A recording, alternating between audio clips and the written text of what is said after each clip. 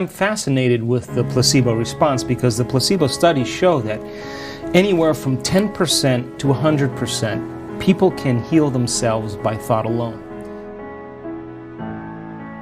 And when we are told that a sugar pill or a saline injection or a sham surgery can produce some biological change in us, that for a certain percentage of people, they actually begin to select the potential in the quantum field called I am healthy, and they begin to emotionally embrace what it would feel like to be healthy. And when they combine a clear intention with an elevated emotion, they begin to change their state of being. And for a certain percentage of those people, their body begins to create their own pharmacy of chemicals to match the exact chemicals of the fake sugar pill that they're taking. So people would say that it's their belief in the saline injection or the drug or the surgery that gets the person better. So I began to think, well, do you need a sugar pill? Do you need a saline injection? Do you need a sham surgery to cause people to move into these states of being? In other words, can you teach people how to do it? And so some of the workshops that we've been doing around the world in the last year and a half or so is it's become very clear that we've seen people heal themselves of MS, of lupus, of chronic pain, of Hashimoto's syndrome, of cancer, of diabetes. I mean, this is real scientific evidence that they're really making some substantial changes by thought alone.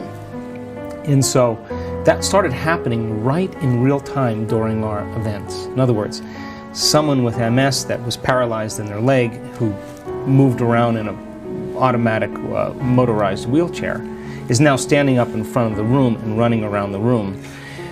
You got to start thinking, how did that happen? So in real time, they started signaling new genes in new ways, turning on the genes for growth and repair and turning off the genes for the disease. And we started seeing it over and over again. So I started thinking, if it's happening in real time, it's like they're taking the placebo. But instead of them putting their belief and acceptance into something that's known, they're putting their acceptance into the unknown. And they're continuously revisiting it until they made it known. And their body began to respond to their mind. So we brought in a team of neuroscientists, we brought in a team of researchers, physicists, and we began to measure people's brains before and after our advanced workshops. In other words, we scanned over 500 people's brains. They came in beginning of the event. They went in through a process where we put a quantitative scan on their brain. They went through 4 days of training and we scanned their brain after. Then we randomly selected, probably 50 or 60 people, and we brought them right up in the room, hooked them up to the brain scan, and right during our meditations, we wanted to see what was going on in their brain in real time. We had people wearing heart rate monitors because we believe that when you open your heart, there is a change in your heart rate rhythms. It's called heart rate variability. And if you feel appreciation, and you feel loving kindness, and you feel joy, there's an alteration and the heart gets highly coherent. We notice that when you get people's heart coherent, their brain gets coherent. When their brain gets coherent, their heart gets coherent. And when your brain is coherent, you're more coherent. And when your brain works right, you work right.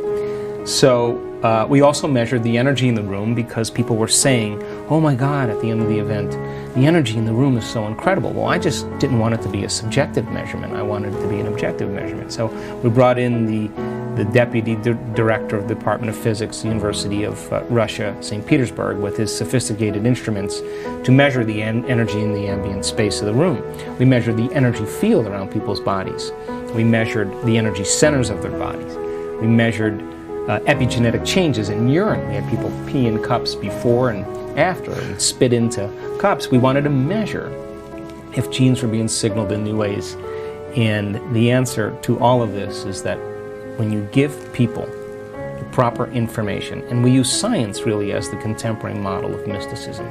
Science is what demystifies the mystical. And they can begin to understand that information. If they learn information, they make new connections in their brain. So there's a physical change in their brain. If they can repeat that information, now they're wiring it in their brain.